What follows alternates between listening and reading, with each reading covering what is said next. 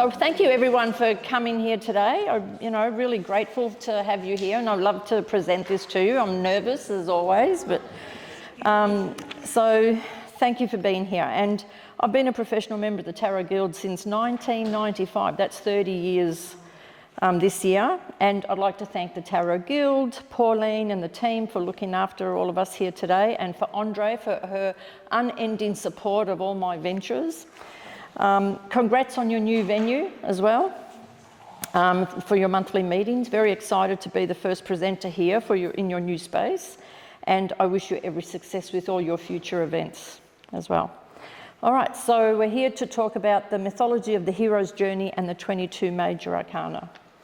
When I received the invitation from Pauline, I was away overseas to present here today, and I love how everything just comes together.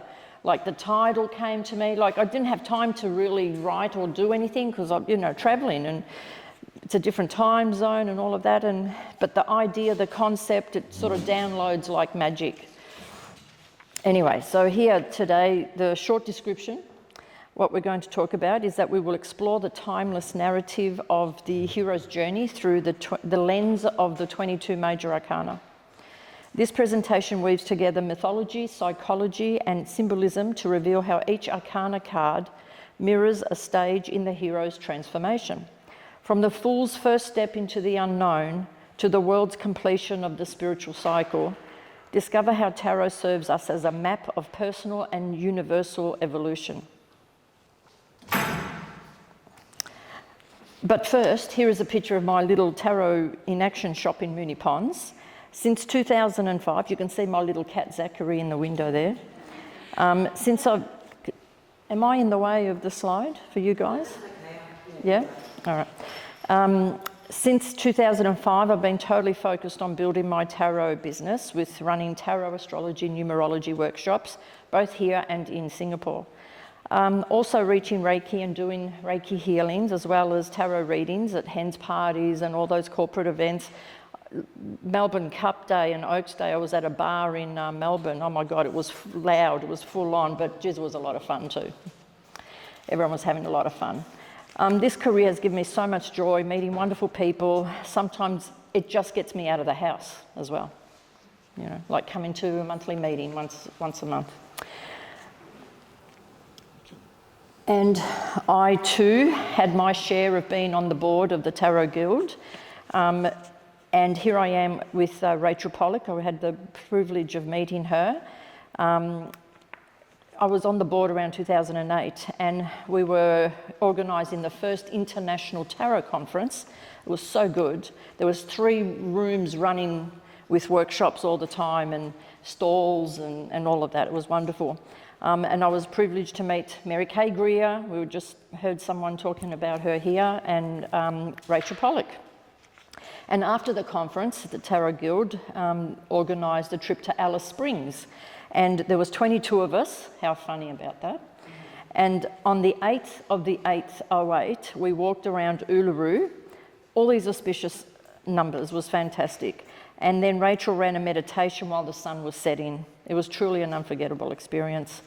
And also I was very privileged to have Rachel Pollock do her tarot readings from my shop, my little humble shop in Moonee Ponds, to have her private consultations. Sadly, Rachel passed away in April 2023. I also have to mention this picture of me with all these other speakers from around the world at the 7th International Feng Shui Association Convention in Singapore. It was 2010. And I was invited to present a numerology PowerPoint presentation to over 1,000 guests, and my knees were knocking, I tell you. But here was the opportunity. When it comes knocking, you have to say yes, you have to jump in. And since then I've been presenting tarot, astrology and numerology masterclasses in Singapore every year. But wait, there's more. In 2015, I started working on my Tarot Distinctions book. I spent many weekends writing it and rewriting it and editing it alone for a whole year. It's for sale here. I've got it on special for here today. It's also on sale at Amazon, Kindle, you name it. I'm very proud of the book. It's in full colour. It has up to 3 pages on each card. It covers astrology, numerology, mythology, psychology. There's gold keys throughout the book. There's a Q&A section at the back, an index. It's on beautiful paper, beautiful cover. It's totally Australian made. And I know many of us have many tarot books at home, and most of them are black and white, maybe half a page on each card, and mainly all from America. I just wanted to create a beautiful tarot book, and I think I accomplished it. And I love it, and I have wonderful feedback from it. And so thank you to those that have purchased it already today. And if you want to talk to me about it after, please come on down. On the table, you'll see I've created another little business. Like once you're on this roll, things just come to you, right? And thanks to my partner over there, Andre, we've created the Healers and Psychics Directory. I used to do lots of markets, and this is where I totally built up my confidence in doing the tarot readings. And the markets were a great experience, and I encourage you to do markets, mind, body and spirit, like Doreen's been. I travelled all around Australia and encourage you to do them. They're lots of fun, and you really build up your experience. And now I might not be doing the markets anymore because a lot of my students are doing the markets now, so I feel like I've reproduced myself there, but Spirit gave me another business to do, a directory, because I found a lot of my students had their own little businesses, and marketing is a big thing with anything, and we're selling ourselves all the time. So this directory is a powerful SEO site that really helps you with your marketing and advertising and putting yourself out there. Personally, I've added myself to so many directories, I can't even tell you how many directories I'm on.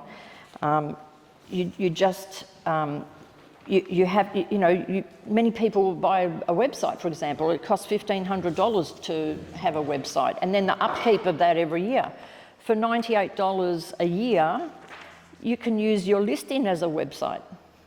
You can list your logo, your long description, photos, website, Facebook, social media accounts, all of that, and it's all, for $98 a year, and we do the upkeep. That's your price, But there's also the silver package and the basic package as well. And we also run podcasts now. Andre, he's a master of running podcasts, and that once again we can update you on Apple and Spotify and the YouTube channel, whatever. So it's all about the marketing. I remember I used to advertise in the Living Now magazine. Elizabeth, she was a wonderful supporter, and it cost me $30 a month for 25 words in that little box. Now it's all free. Well, nearly. Okay.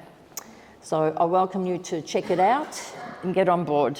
All right, the hero's journey. So here's a bit of a long description.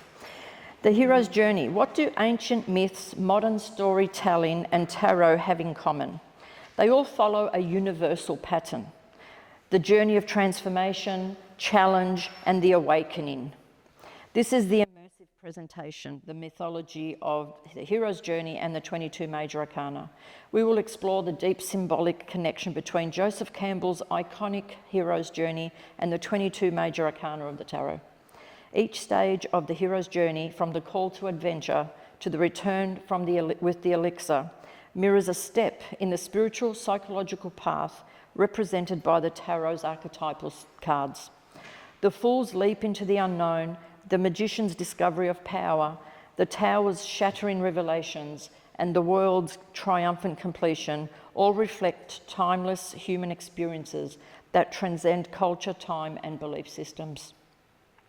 Through mythological storytelling, symbolic analysis, and the visual exploration of the tarot, this presentation offers a unique lens through which to understand both our personal development and the stories that shape our world.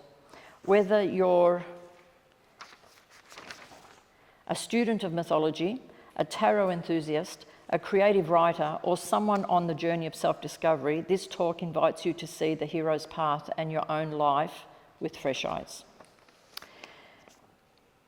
And just last night, I was just saying to Janie that I got a gift from Joseph Campbell, maybe, but this quote came up, and it just confirmed my talk here today, and it just gave me shivers, and I had to add it into my talk.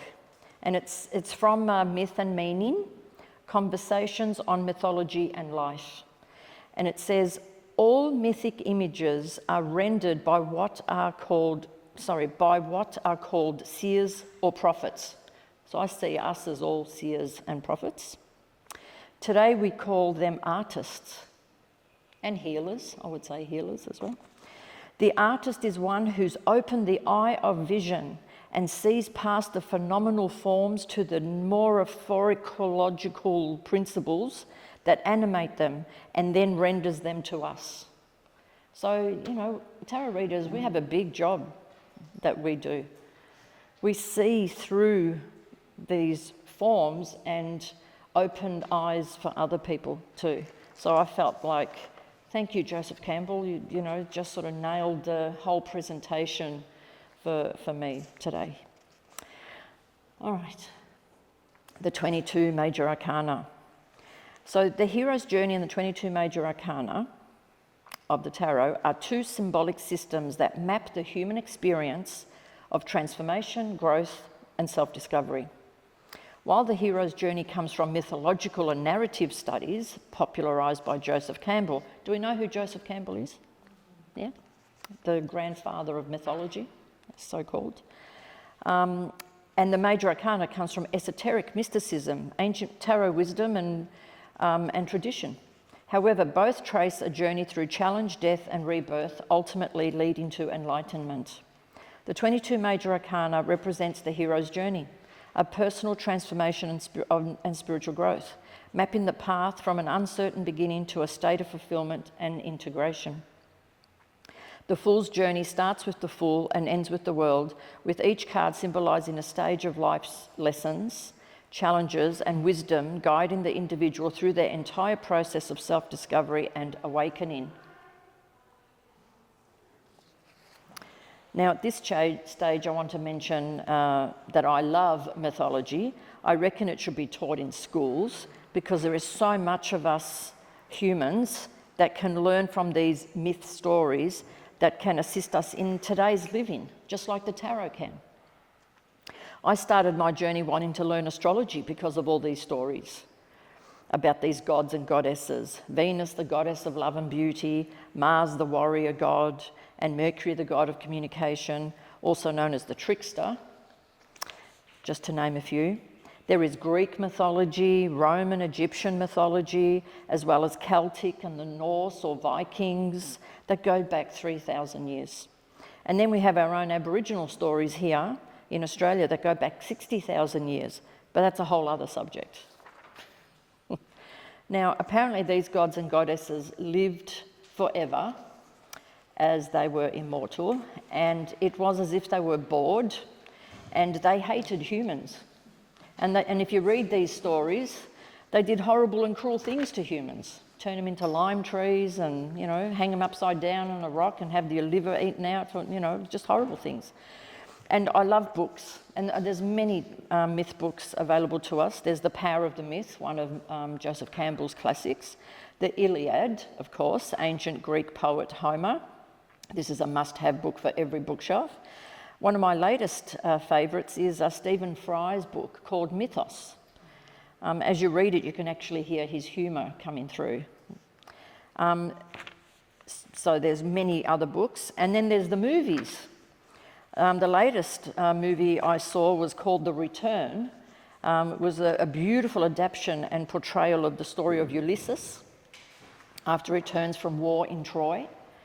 What he goes through to assimilate back into his society and to win back his wife, Penelope.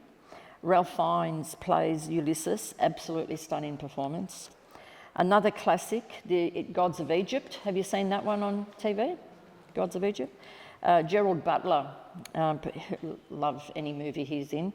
He plays the evil Set, wanting to take over things, and there's Horus and Thoth and Ra in the movie, all playing their part.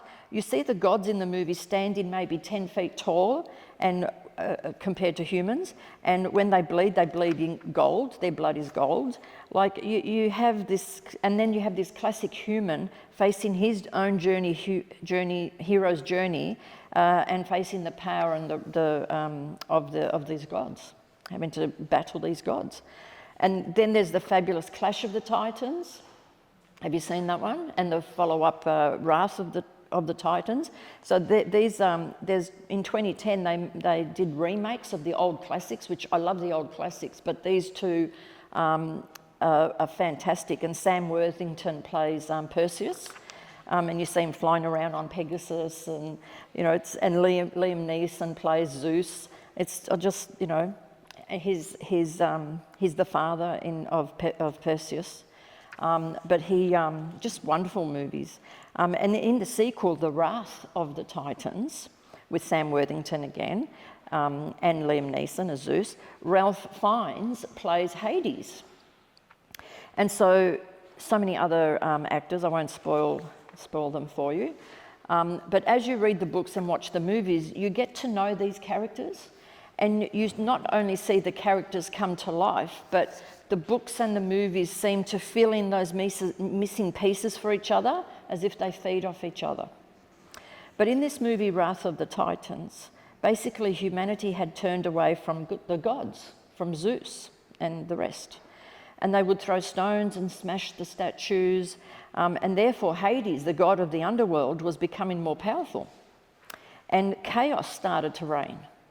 And the story here is of what Perseus had to do to save his father, to first accept his father as Zeus, and then what he had to do to save him, and basically save each other. Very profound stuff here, this is mythology. And this is fabulous information here regarding father-son relationships. We can learn something here. This movie also reminds me of the more we turn away from religion today, the more chaos reigns. Religion and spirituality have their place in society, and the more we turn our backs on them, the more selfish society becomes, the less kind and the less tolerant we are towards each other.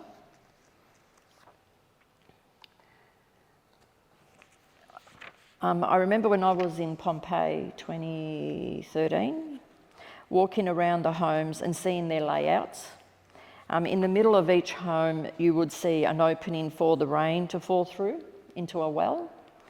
And they would fill up their buckets or pots with this water inside their own homes rather than collect it from the fountain in the square. And there was this garden at the back with all the fruit trees and vegetables, and the sun would shine throughout the house. Off this centre space, there would be all these other rooms, bedrooms, kitchens, rooms for receiving guests. I think this special room tradition still continues today, because I remember my folks had this special lounge room that no one was allowed to go into, and it was only for the royals. Did the royals ever visit? No. But anyway, back to Pompeii. They would have this other special room for their gods and goddesses. There were statues of Venus, big or small, Mercury and the like, and they also displayed busts of their grandparents that have passed away or other family members that have passed on. It was like having an altar in their own home. For example, if they had children getting married, they would give offerings and prayers to the goddess Venus, so that the relationship would last, so that they would have this fruitful relationship and heaps of children. If they were going to purchase property or have discussions about borrowing money, enter into some commercial enterprise, they would pray and give offerings to the god Mercury, because he rules these areas. If they were going to make wine, they would pray and give maybe the first bottle as an offering to the god Dionysus, for he was the god of wine. This would ensure that the wine would not sour and that it was sweet, and that the harvest would grow for next year. But because today we have turned our backs on these gods and goddesses, what do we have instead? In regards to Venus, the goddess of love and beauty, we now have venereal diseases, many forms. We have all these relationship issues and sexual assaults going on. Not that there were no issues back then, but we have these extremes happening today. Look at body image issues and all those body modifications and Botox, you know, that young women and men that don't have to have are having. You know, have you watched those botched shows lately? Like the incredible body dysmorphia going on for both men and females.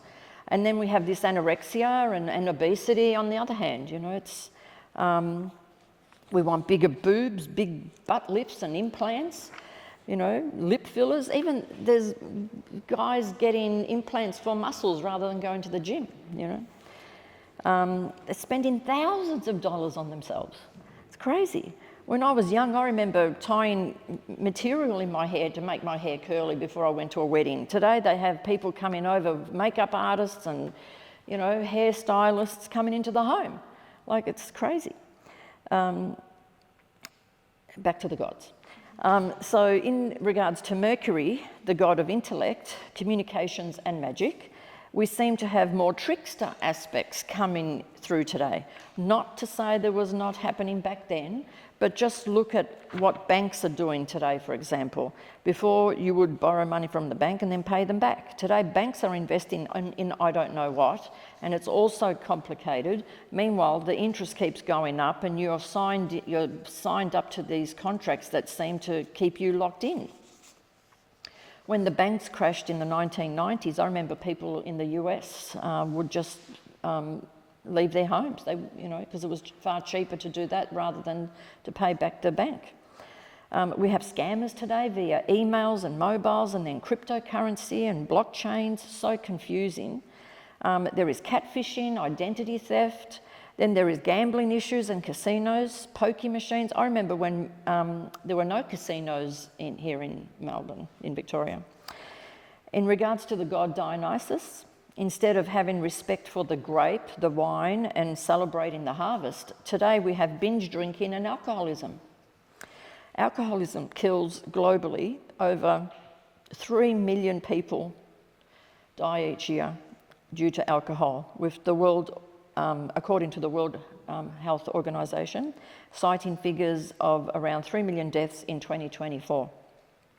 In Australia, there was 1,667 alcohol-induced deaths in 2023, down slightly from 1,742 deaths in 2022, which was the highest rate in a decade, according to the Fair Australia and the Alcohol and Drug Foundation.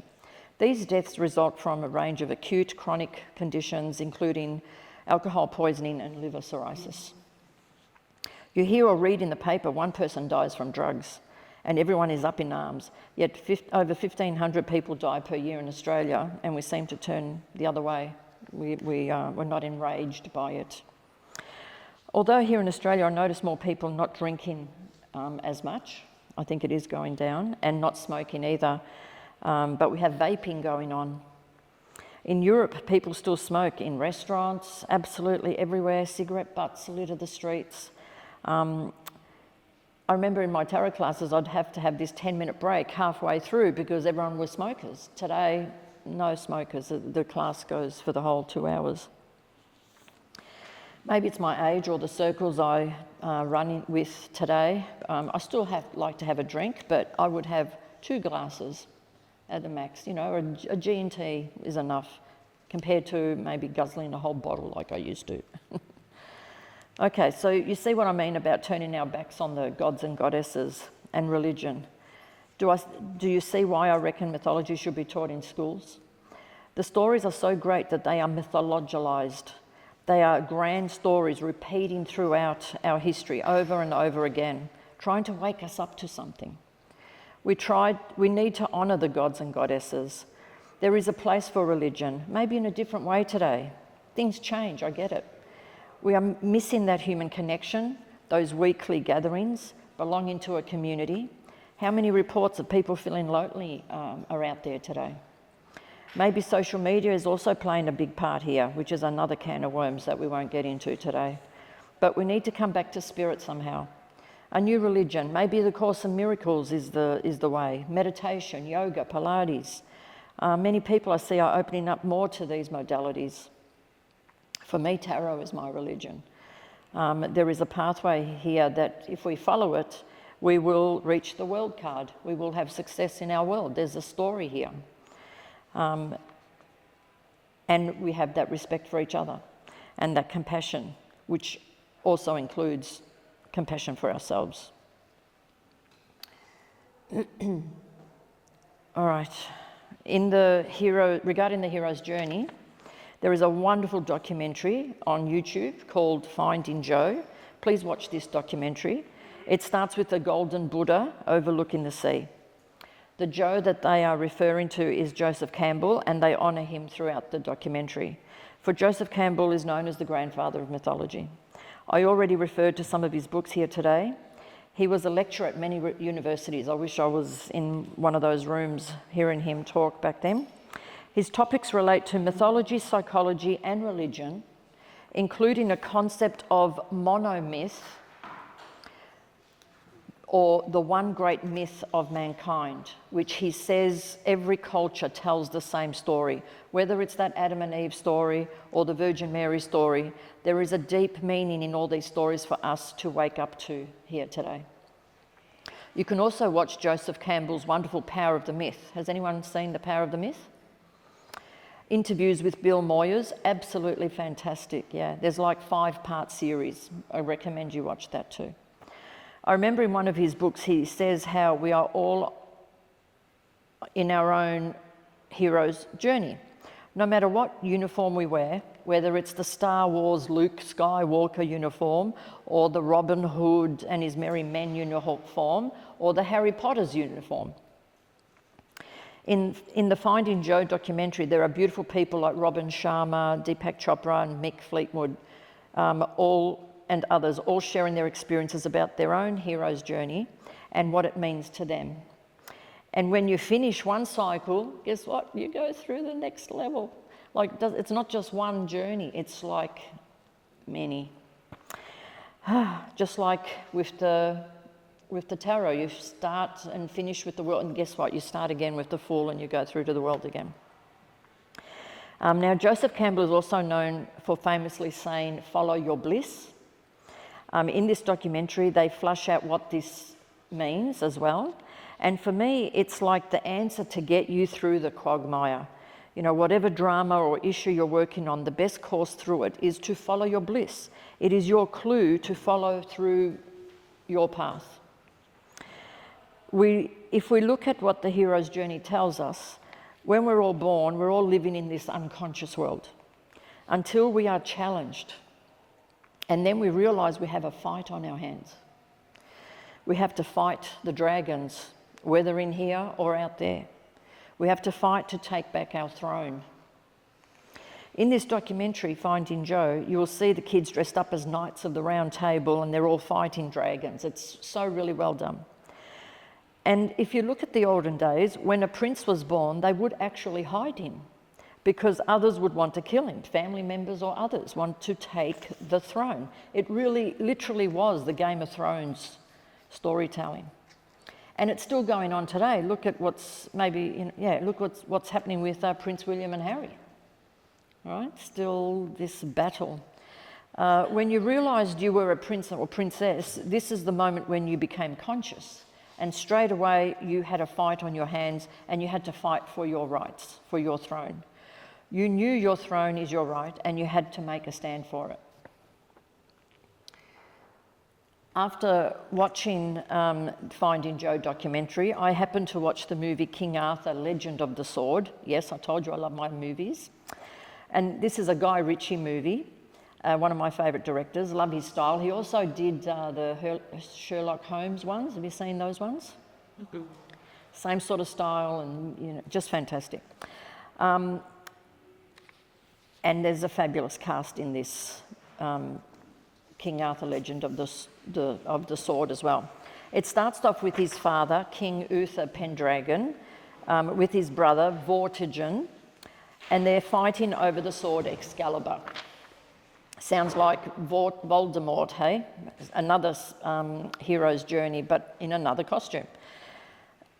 Arthur, as a child, is put in a boat and sent off down the river to protect him from his uncle.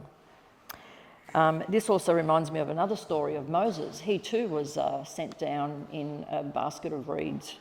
But that's another, and he was picked up by the Queen of Egypt, and this is another hero's journey story in another uniform, once again.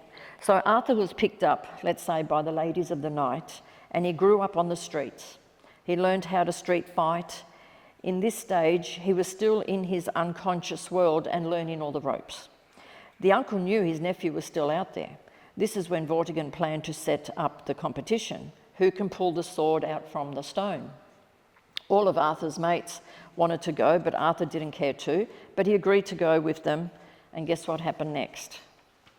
Yep, you guessed right. He was the one that pulled the sword out of the stone. And straight away his uncle saw him and said, "Arrest him." And at this point, Arthur became conscious. He knew he now had a fight on his hands to save his life and to reclaim his throne. I love this version. In this version, Merlin was a woman. Her name was the Mage. And there's a beautiful quote that she says in the movie, "You don't want all of him to survive. That's the point. You have to break the old self completely, wear him down." And what she's referring to, because she is the one that assists Arthur to go through the Shadowlands to find his power so he can withstand the power of Vortigern when it came time for them to fight. He also needed to learn to connect with the power of the sword. Such a great movie. You really see how the hero's journey unfolds, and then what he says to his uncle at the battle at the end, so profound. Something along the lines of, "I'm only as strong as you are." What he actually said was, "You wanted to know what gave me such drive? It was you. You put me in the brothel. You cut me on the streets. I am here now because of you. You created me, and for that I bless you. Talk about standing in your power, reclaiming your throne." Love this movie so much. Didn't Luke Skywalker have to face his father as well? And, the father took the mask off and he was the machine. It's that sort of powerful moment. All right. How are we going for time? Beautiful. So back to the grid. I'll just set it up and then we'll have a break and then we'll come back and go through the cards. So as you can see, there are 3 rows. The Fool is out on his own. He represents the reincarnating energy that is travelling through life, gaining experiences and memories and locking them all into his little kit bag. Maybe his bag represents that emotional baggage we refer to today, those past experiences and problems that cause us all those difficulties. The first row is birth through to adolescent. And we will all experience this stage because we are all born in this world. The second row is called the adulthood row. This is where we take responsibility for ourselves, and it can be a real tricky one for some. The third row is the gaining of wisdom. It's the great journey, and not everyone will take this path, because look who is standing at the beginning of the third row. Yes, the devil. And a lot of people tend to therefore get stuck in the temperance card, where, keeping the balance, because the devil energy can be too confronting. But you guys want to know more because you guys are the ones here today, learning. But isn't it interesting, once you know that the energy of the cards, you welcome them when they show up in the reading. For example, I have many clients, and I'm sure you all do too, when they say, "Don't tell me when I'm going to die." They're afraid of that death card that comes up. But when they understand what the death card actually means, they're almost like relieved when they see it, because whatever they're holding on to is going to come to an end. Also want to mention here that in the first row, nearly everyone is wearing a crown, except for the lovers. They're the ones that are naked. What does being naked mean? Yeah. Vulnerable. Authentic. Open. Yeah. Beautiful. And in the last row, they're nearly all naked, except for the lovers that are dressed. They're still clothed. What do you think this means? What is this showing us? Well, in the Bible, that's at the United Navy. So now in the gaining wisdom, it's that you understand something that'll be so. Yeah. Anything else? You know, the first row, they're all wearing a crown. And what does the crown symbolise? Election to go up. Well, ego, power, because they've got their throne, they've got that position. And what does being naked mean, or that vulnerability and openness and down to earth? In the last row, the gaining of wisdom, it's not about position or the crown or that throne. It's that heart, it's that openness, it's that kindness, tolerance towards each other. Other ways we can see these rows, you could say the first row is the personal. What does personal mean? Us. Yeah, it's personal to me. What does the second row is interpersonal, and the third row transpersonal. What does interpersonal mean? You and me, the cat and the dog. And what does transpersonal mean? The collective, everybody. So it's, you know, and you know, showing your heart to everybody. Very good. You could also say the first row is the mind, the second row is the body, and the third row is the spirit. I also want to point out, if you add up magician, card number 1, with the devil, card number 15, adds up to 16. And if you divide that by 2, you get strength card in the middle, number 8. And if you add up the Hierophant, number 5, with the moon card, number 19, you get 24. Divide that by 2, you get 12, which is the hangman in the middle. Same with the chariot and the world. It adds up to 22, adds up to 28. Divide by 2, you get 14, which is temperance. So that middle row is the halfway mark between taking it up and taking it deeper. I mean, if you look at the hermit, he looks like the tower. And that gold staff that he holds is maybe the lightning bolt hitting at the crown in the tower card. And he gets on really well with the high priestess too.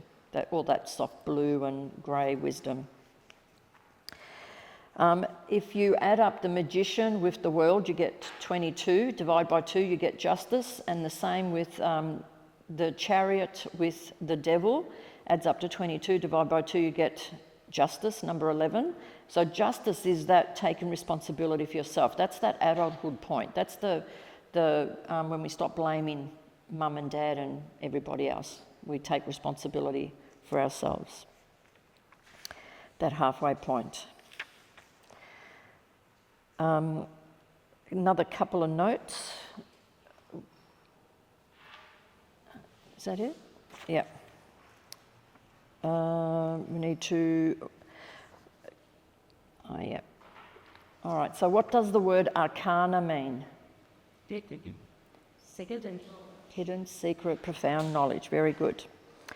And that's why in my book I have lots of gold keys in there, because you know, every card has a gold key to unlock. It has a hidden meaning. And also we know what is an archetype?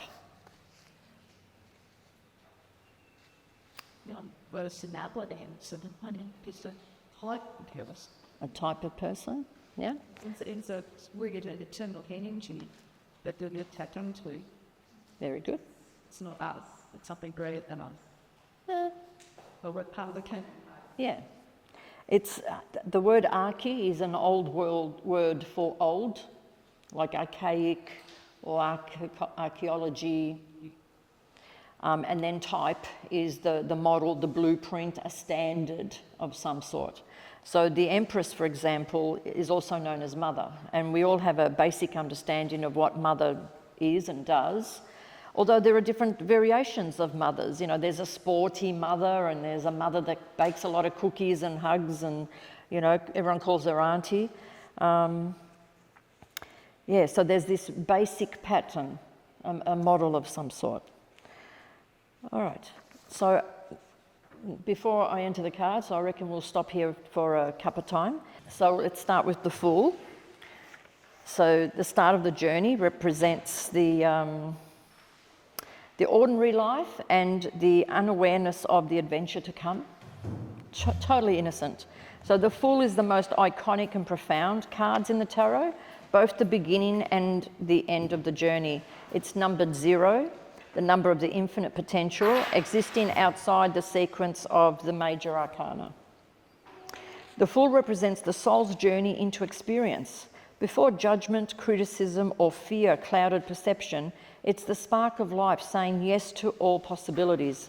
In mythology, this card aligns with the hero and the wanderer archetypes, figures who embark on journeys without knowing the outcome, trusting in intuition, fate, or divine guidance.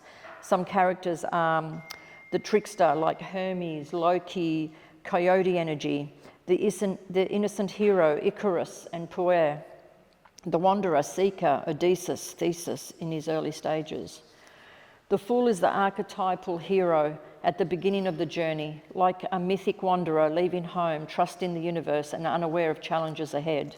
Spiritually, the Fool represents trust in the journey of life, echoing the myths of characters who must leap into the unknown to grow, transform, and ultimately fulfill their destiny. The Magician, he is the call to adventure, disrupting the hero's world and revealing potential. The next step after the Fool's leap into the unknown, where the Fool represents pure potential, the Magician represents the power to shape that potential into reality. It is the card of manifestation, mastery, and conscious creation, the bridge between heaven and earth. The Magician marks the moment you realise your own power, that you are not a passive observer of life, but a conscious co-creator. He is the alchemist, transforming inspiration into form. In mythology, this card aligns with figures who bridge the human and divine realms, wield knowledge and shape reality through skill, intellect, and willpower.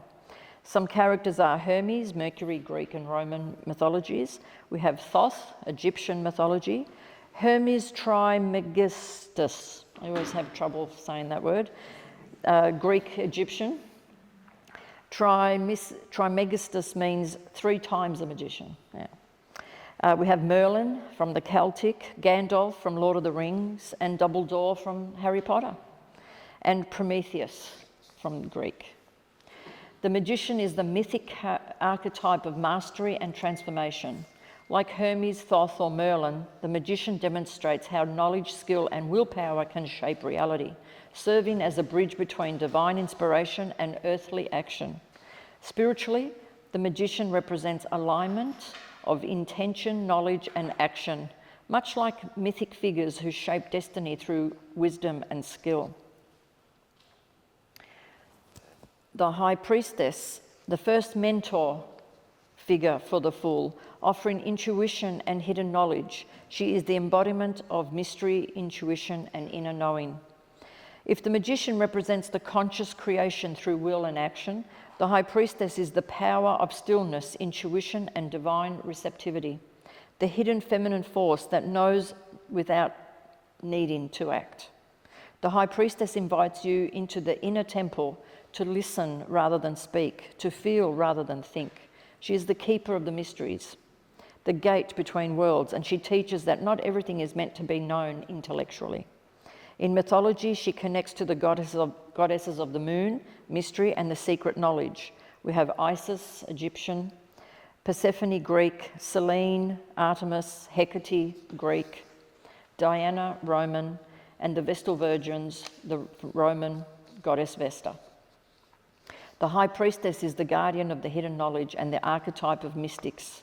Like Isis, Persephone, or the Oracle of Delphi, she represents the power of intuition, spiritual insight, and the understanding the unseen forces that shape life. Spiritually, the High Priestess teaches that true wisdom comes from inner reflection, trust in intuition, and connection to the unseen, echoing the role of the mythic priestesses and goddesses who guided humanity throughout through mysteries. The Empress, another mentor for the Fool, symbolising fertility and creativity. The Empress is the radiant embodiment of love, abundance, sensuality, and creation.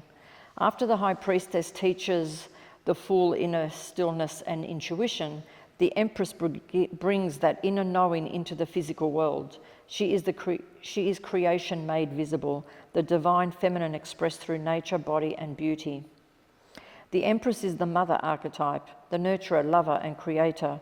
She teaches that true abundance flows from love and self-worth, not from striving or scarcity. Where the High Priestess holds the seed of divine wisdom, the Empress plants it in the soil. She brings spirit into matter through pleasure, care, and creativity. In mythology, she is closely linked to mother goddesses, fertile deities, and the forces of growth and creation. She embodies the archetype of the divine feminine, abundance and life-giving power. Some characters are Gaia, Greek, and we call Earth Mother Gaia as well. Demeter, Ceres, Greek Roman. Ishtar, Inanna, Mesopotamian. Freya, Norse, and Venus, Roman. The Empress is the archetypal mother and nurturer. Like Gaia, Demeter, or Freya, she represents the creative, fertile, and sustaining forces of life. She teaches the importance of nurturing, connecting to nature, and appreciating abundance, beauty in the world. Spiritually, the Empress reminds us that life is abundant when nurtured, creativity flows when we are connected to the natural and divine forces, and true growth comes from care and balance. The Emperor, another mentor representing power and authority. He is the embodiment of structure, stability, authority, and leadership. When the Empress represents nurturing fertile forces of creation, the Emperor represents the power that protects, sustains that creation. He is the archetype of the father, the ruler, the builder of worlds, turning the Empress's abundance into lasting form. The Emperor represents the masculine principle of structure and action, not just dominance, but responsible authority. He brings form into chaos. He brings form to chaos, turning inspiration into systems that last. The Emperor is the force that says, I claim my space in the world. He teaches that freedom requires form. Without structure, power dissipates. With it, energy manifests into legacy. And that reminds me of the religion or the honouring the gods and goddesses, that without those rituals, chaos reigns. In mythology, he aligns with kingly figures, sky gods, and archetypes of rulers and law. He embodies the archetype of father, protector, and organiser of society, providing structure and security. So some characters are Zeus, Jupiter, Greek Roman, Odin from the Norse, Ra, Egyptian, and all those king archetypes, whether they're Arthurian or mystic leaders. The Emperor is the archetypal ruler and father figure. Like Zeus or Odin, he teaches structure, discipline, responsibility, and mastery over chaos. While the Empress nurtures and grows life, the Emperor provides order, protection, and the framework for the life to thrive. Spiritually, the Emperor reminds us that true power comes from responsibility, wisdom, and the ability to create order from chaos. He represents the stability needed to support growth, creativity, and life itself. Another mentor figure for the Fool associated with teaching and tradition, the archetype of spiritual guidance, tradition, and structured learning. Following the Emperor, who represents earthly authority and structure, the Hierophant represents spiritual authority, the teacher, the mentor, and the keeper of sacred knowledge. He bridges the material and the spiritual worlds through ritual, wisdom, and conformity to higher truths. The Hierophant teaches the wisdom can be found in tradition, spiritual practices, and mentorship. He reminds us that some truths are passed down, learned through discipline, community, and structure. In mythology, this card aligns with priestly figures, shamans, or gods who meditate through the divine and humanity. He embodies the archetype of the spiritual teacher, the lawgiver, and the conduit of sacred knowledge. Some characters are Moses, Hebrew, Thoth, Egyptian, Apollo, Greek, shamans and priests from various cultures. The Hierophant is the archetypal spiritual teacher and mediator. Like Moses or Thoth, he represents tradition, ritual and guidance through higher wisdom. While the Emperor governs that material order, the Hierophant governs spiritual structure and moral authority. Spiritually, the Hierophant reminds us that wisdom, ritual and ethical guidance help align human life with divine order, bringing the sacred and the mundane.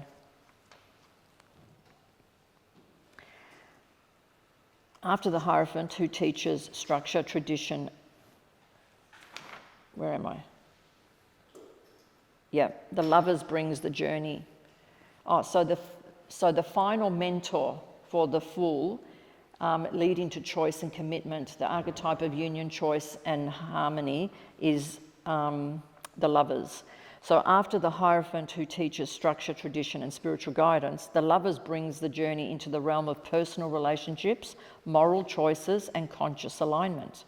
This card is about connection, attraction and decisions that shape your path. The Lovers isn't only about romance, it represents alignment of heart, mind and values. It's the card of choice, emphasising that the connections and decisions you make shape your life path. In mythology, it connects to divine or heroic love stories, duality and the integration of opposites. It embodies the archetype of soul connection, attraction and the harmony of complementary forces. Some characters are Aphrodite and Eros, Greek, Venus and Cupid, Roman, Eros and Psyche, Greek. What a wonderful story that one is. They reckon that's where Cinderella story comes from. Adam and Eve, Hebrew, Orpheus and Eurydice, Greek, Romulus and Remus, Greek, Shiva and Shakti, Hindu. The Lovers is the archetype of union and moral or spiritual choice. Like the mythic pairs of Aphrodite or Eros or Shiva and Shakti, it represents love, attraction, harmony and the integration of complementary forces. It also emphasises choice that affect both heart and soul, similar to mythic tales where love and morality are intertwined. Spiritually, the Lovers teaches that love and connection are sacred, but conscious choice and alignment with higher values are essential, reflecting both mythic romance and the moral responsibility. The Fool quickly learns about conflicts and ego when he counters the Chariot. So crossing the threshold and taking the first action step into a new world. Here we have the archetype of willpower, determination, triumph through mastery of opposing forces. This is that adolescent stage. Following the Lovers, which centres on choice, harmony and alignment, the Chariot is about taking decisive action and steering your life forward with focus and control. It symbolises victory through discipline, confidence and inner strength. The Chariot represents the power to overcome obstacles through determination, discipline and focused energy. It's about aligning your inner and outer forces to achieve success. In mythology, it aligns with heroic figures and gods or warriors who triumph through skill, discipline and courage. It embodies the archetype of the victorious hero, the conqueror and the disciplined traveller. Some characters are Apollo, Greek, Krishna and Arjuna, Hindu, Heracles and Hercules, Greek, Ulysses, Greek, warrior kings in various cultures. The Chariot is the archetype of the victorious hero, like Apollo guiding his solar chariot or Arjuna on the battlefield. He represents triumph through discipline, focus and the harmonisation of conflicting forces. Spiritually, the Chariot teaches that success and progress requires focus, self-discipline and alignment of personal and divine guidance, mirroring mythic heroes who navigate trials to achieve their destiny. Now we're on the second row. One of the early tests, allies and enemies on the path. Strength, the archetype of the inner courage, compassion and gentle mastery over life's challenges. Following the Chariot, which emphasises that external control and determination and triumph through willpower, Strength turns the focus inwardly. It teaches that true power comes from patience, courage, and the quiet mastery of emotions, not force. Strength teaches that true mastery comes from within. It's not about domination or control over others or the environment, but about harnessing your own emotions, fears, and desires with compassion and patience. In mythology, it aligns with heroes, demigods, and figures who confront challenges through calm control, compassion, and moral courage. It embodies the archetype of the hero who tames the wild, integrates the instincts, and demonstrates resilience. Some characters are Heracles and Hercules, Greek-Roman, Samson, Hebrew, Durga, Hindu, Androcles, Roman. This was the one that pulls the thorn from the lion's paw. In the arena, the lion remembers him and didn't eat him up. Lion taming heroes across mythology stories. Strength is the archetype of Hercules. Yeah, he fought the lion in the den as well. Strength is the archetype of the hero who triumphs through patience, compassion, and inner fortitude. Like Hercules and Durga, it shows that true power is exercised with wisdom and restraint, not aggression. Spiritually, strength teaches that real mastery comes from balancing instincts with wisdom, and the courage guided by heart, spirit leads to triumph. Echoing mythic tales of heroes who conquer not just external foes, but their own inner challenges. And in the movie, The Return, Ulysses had to face his own issues because he just came from this war in Troy, and he had to deal with that and how to assimilate back into his society. Very powerful. The Hermit, another stage of tests, allies and enemies involving introspection. The archetype of introspection, inner wisdom and solitary guidance. Following strength, which teaches mastery of self through courage and compassion, the hermit moves the journey inward, emphasising reflection, contemplation, and seeking truth within. He represents the sage who withdraws from the noise of the world to find clarity and spiritual insight. The hermit invites a pause in life to seek truth from within. Unlike external authority, the Hierophant, or external action, the Chariot, this card emphasises personal insight, quiet contemplation, and spiritual guidance. In mythology, it aligns with sages, seers, and wise elders who retreat from society to gain insight and offer guidance. It embodies the archetype of the solitary seeker, the mentor, and the spiritual guide. Some characters are Merlin, from Celtic and Arthurian legend, Diogenes from Greek, Bodhidharma, Buddhist, yogis, India, and the hermit sages across various cultures. The hermit is the archetypal seeker and sage. Like Merlin or Bodhidharma, he represents turning inward to find truth, wisdom, and spiritual guidance, and then sharing that light with others. Spiritually, the hermit teaches that true understanding comes from reflection and solitude, and that wisdom is often gained away from distractions, echoing mythic tales of sages and seers who guide humanity through their retreats, who guide humanity from their retreats. Then we're at the Wheel of Fortune. Another test, maybe an ally or an enemy that brings change and destiny. The archetype of cycles, destiny, change, and karma. Following the hermit, which emphasises introspection and personal wisdom, the Wheel of Fortune shifts focus outward again, reminding us that life is in constant motion and that we are part of greater cycles beyond our control. The Wheel of Fortune teaches that life is a series of cycles, ups and downs, beginnings and endings, fortunes and misfortunes. It reminds us to embrace change, trust timing, and flow with life's rhythms rather than resisting them. In mythology, it aligns with goddesses of fate, cosmic cycles, and divine justice. It embodies the archetype of the eternal wheel of life, reminding us that fortune rises and falls according to universal laws. Some characters are Goddess Fortuna, Roman, the Norns, Norse, Tyche, Greek, and cyclical deities, solar cycles, various cultures. The Wheel of Fortune is the archetype of fate and cosmic cycles. Like Goddess Fortuna or the Norns, it reminds us that life is in constant flow and we are subject to forces beyond our control, but also for opportunities for growth and adaptation. Spiritually, the wheel teaches that life moves in cycles and that surrender into the flow of fate allows wisdom, growth and transformation, reflecting mythic understandings of the universe as an ever-turning, interconnected system. Now we're at that halfway mark of justice.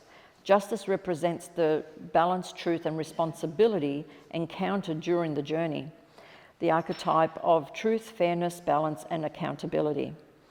Following the Wheel of Fortune, which emphasises the cycles of life and karma, justice brings focus to clarity, responsibility and ethical alignment. It reminds us that our choices have consequences and fairness must be upheld in thought, word and deed. Justice emphasises personal responsibility and ethical alignment. It teaches that what you put into the world, your actions, your intentions, your energy, will return to you, echoing the Wheel of Fortune's lesson on karma. In mythology, it aligns with deities of law, cosmic order, and ethical judgment.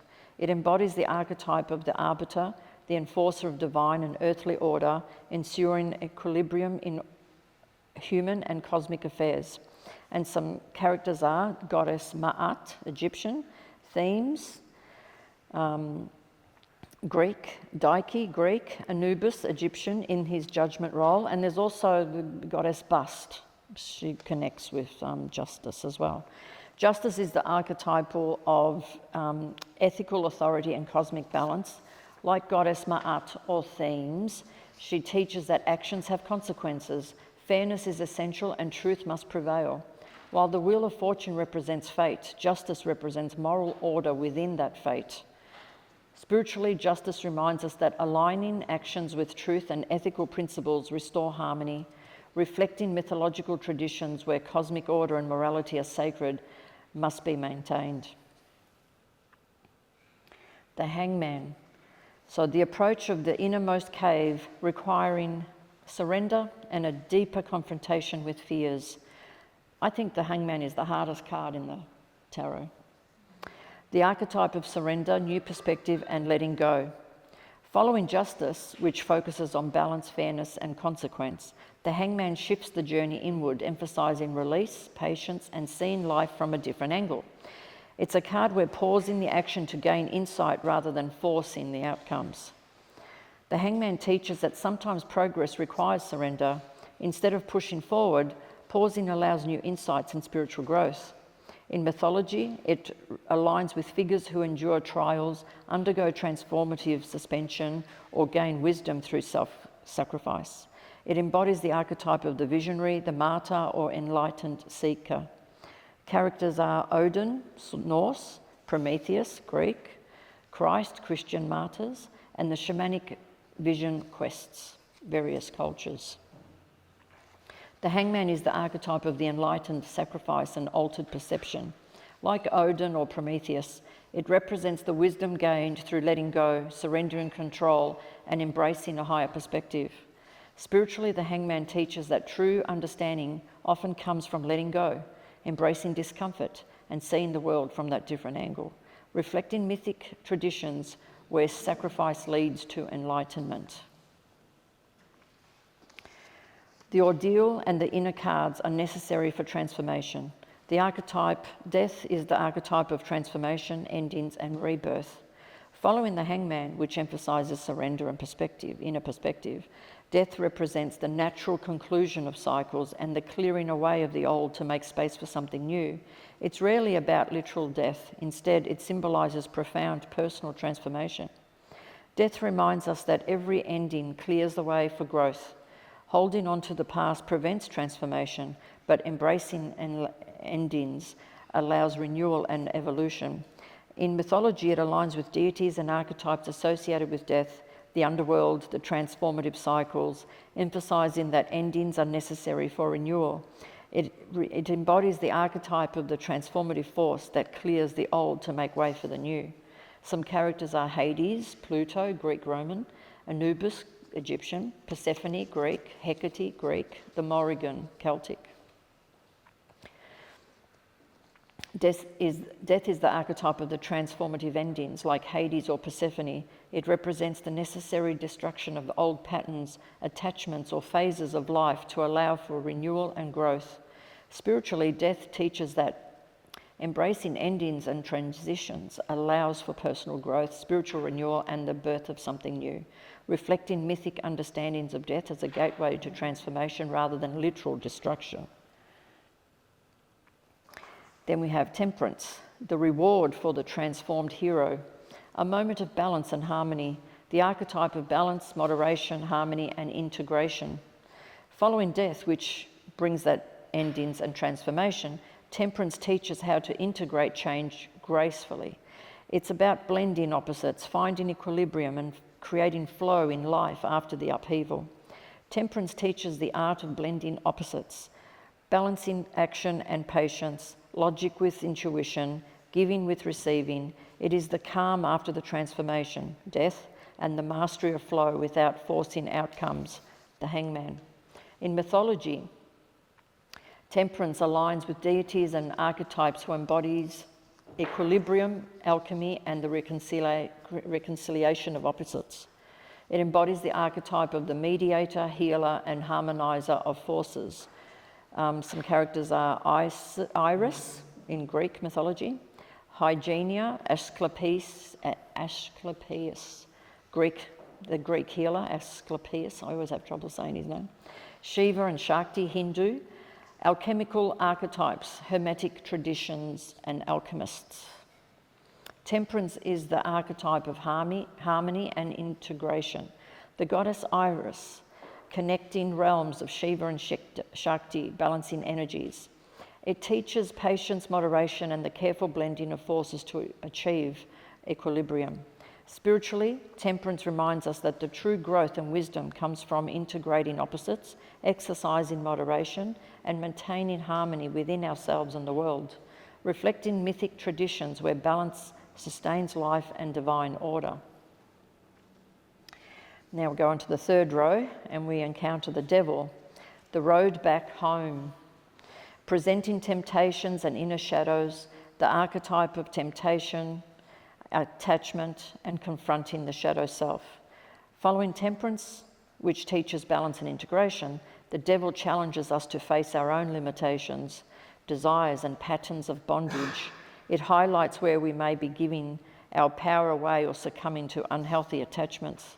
The devil forces us to confront where we give away our power, whether through addiction, fear, unhealthy relationships, or material obsession. It is not an external punishment.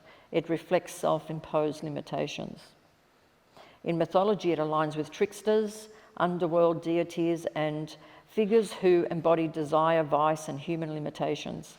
It embodies the archetype of the tempter, the shadow, and the forces that bind us to illusion.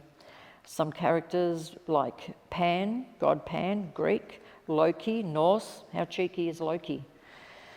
Satan, Iblis, tempter figures, various religions, Hades, underworld gods, Greek, Roman, Mesopotamian, and of course the Shadowlands in mythic legends. The devil is the archetype of temptation, shadow, and bondage. Like Pan, Loki, or Satan, it represents attachment to material desires, illusions, or negative patterns that can limit growth and freedom. Spiritually, the devil teaches that facing your shadows and breaking free from attachments is necessary for growth, echoing mythic stories where heroes confront tricksters, demons, or primal forces to reclaim wisdom and autonomy. The Tower, the final resurrection, involving destruction and liberation, the archetype of sudden upheaval, revelation, and the breaking down of old structures. Following the devil, which exposes shadow patterns and attachments, the tower represents radical change, a shake-up that dismantles illusions, outdated beliefs, or unstable foundations. It is often intense, but ultimately liberating. The tower reminds us that life sometimes forces radical change, breaking what is no longer sustainable. While it can feel destructive, it clears the way for new growth, truth, and freedom. In mythology, it aligns with stories of divine punishment. catastrophic change, and moments of enlightenment through crisis. It embodies the archetype of the lightning-struck tower, sudden destruction that clears the way for truth and transformation. We have the classic Tower of Babel, which is biblical, the Norse story of Ragnarok. Watch that Thor movie, Ragnarok, that explains all of that. Icarus, the Greek god, and cosmic lightning, divine intervention archetypes. The tower is the archetype of transformative upheaval. Like the Tower of Babel or the events of Ragnarok, it represents sudden destruction that clears falsehoods, forces humility, and opens a way for new growth. Spiritually, the tower teaches that true transformation often comes from crisis and the collapse of illusions, reflecting mythic narratives where destruction paves the way for enlightenment and renewal. The star, another card of return, symbolising hope and inspiration. The archetype of hope, healing, inspiration, and spiritual guidance. Following the destructive tower, which brings that upheaval and chaos, the star represents restoration, calm, and renewal. It is the light after the storm, offering clarity, faith, and a sense of purpose. The star reminds us that even after chaos and upheaval, there is hope and renewal. It is a card of faith in life, in oneself, and in the universe.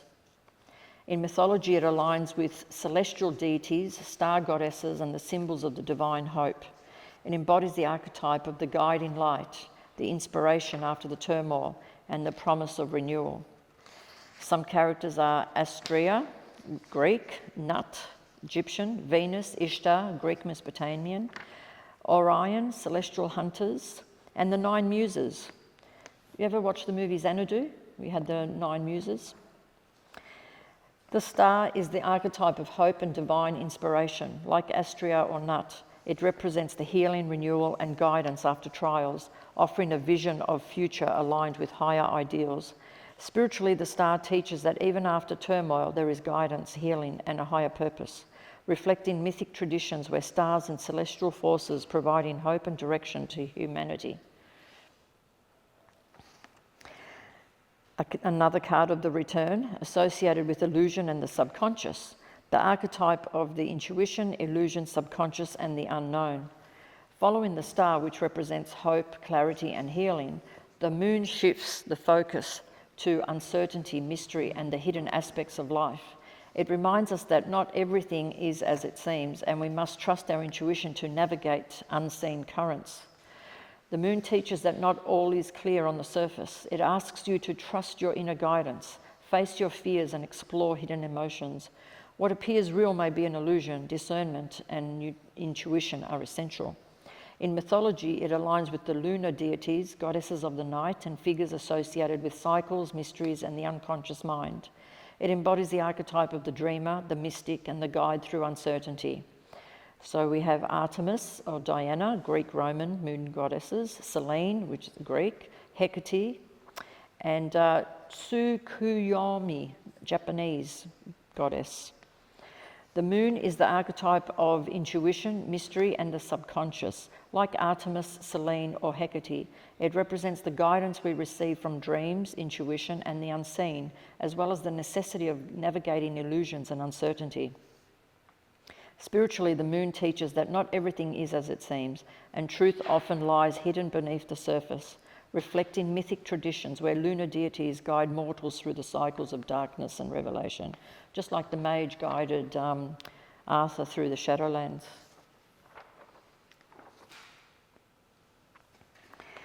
Another card of the return, representing clarity and success. Here we have the archetype of the rebirth, joy, success, and vitality. Following the moon, which deals with uncertainty, illusion, and that subconscious fears, the sun brings illumination, truth, and positivity. It represents life, energy, and the joy that comes from clarity and alignment. The sun is the card of illumination and joy. After facing uncertainty, the moon, upheaval, the tower, and the shadow, the devil, the sun signals clarity, success, and alignment with your future life's energy. In mythology, it aligns with solar deities and figures who embody life-giving energy, illumination and triumph. It embodies the archetype of the radiant life force, conscious awareness and victorious energy. We have Apollo, Greek god, Ra, Egyptian, Helios, Greek, and Inti, which is an Incan the sun god. The sun is the archetype of the illumination, vitality and success. Like God Apollo, Ra or Inti, it represents joy, clarity, life energy and conscious awareness, symbolising the triumph of light over darkness and knowledge over confusion. Spiritually, the sun teaches that embracing clarity and vitality and optimism brings growth, confidence and enlightenment, reflecting mythical solar traditions where the sun is the source of life and illumination. Judgment, a stage of renewal and awakening as the journey nears completion, the archetype of rebirth, awakening and self-realisation. Following the sun, which represents clarity, vitality and joy, judgment shifts focus to reflection, evaluation and awakening to a higher purpose.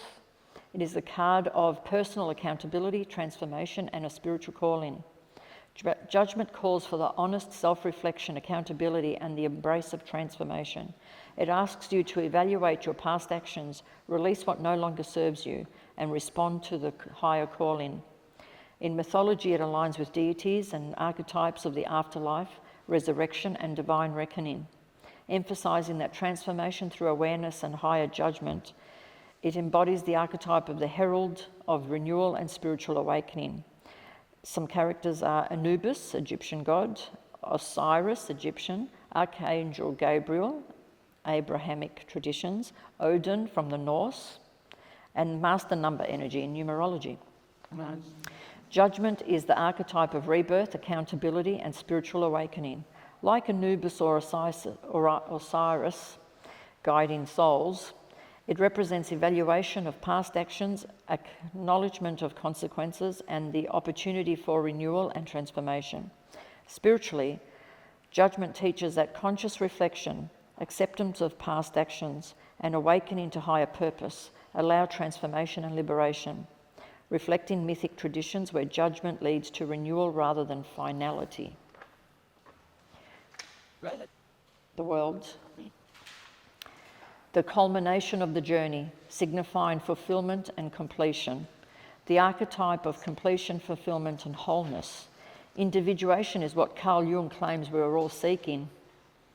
Following judgment, which focuses on awakening and transformation, the world represents the successful conclusion of a journey, the achievement of goals and the integration of lessons learnt. It signifies harmony, accomplishment and unity. The world represents the culmination of the journey. It signifies that you have integrated your experiences, learned your lessons, and reached a stage of fulfillment and harmony. In mythology, it aligns with deities and archetypes embodying wholeness, cosmic cycles, and harmony of opposites.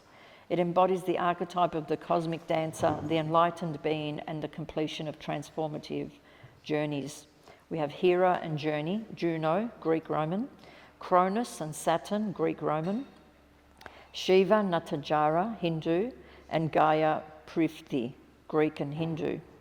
The world is the archetype of the cosmic completion and harmony. Like Shiva, Nataraja, or Gaia, it represents successful integration of lessons, fulfillment of cycles, and the alignment with universal order.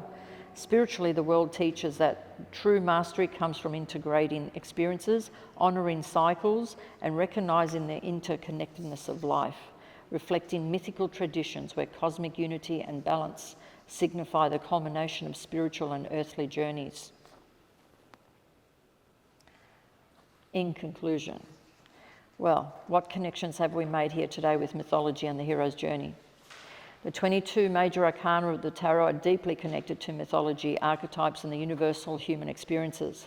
Each card represents a stage in a journey, both external and spiritual, that resonates with myths, gods, and heroes, and cosmic principles across cultures.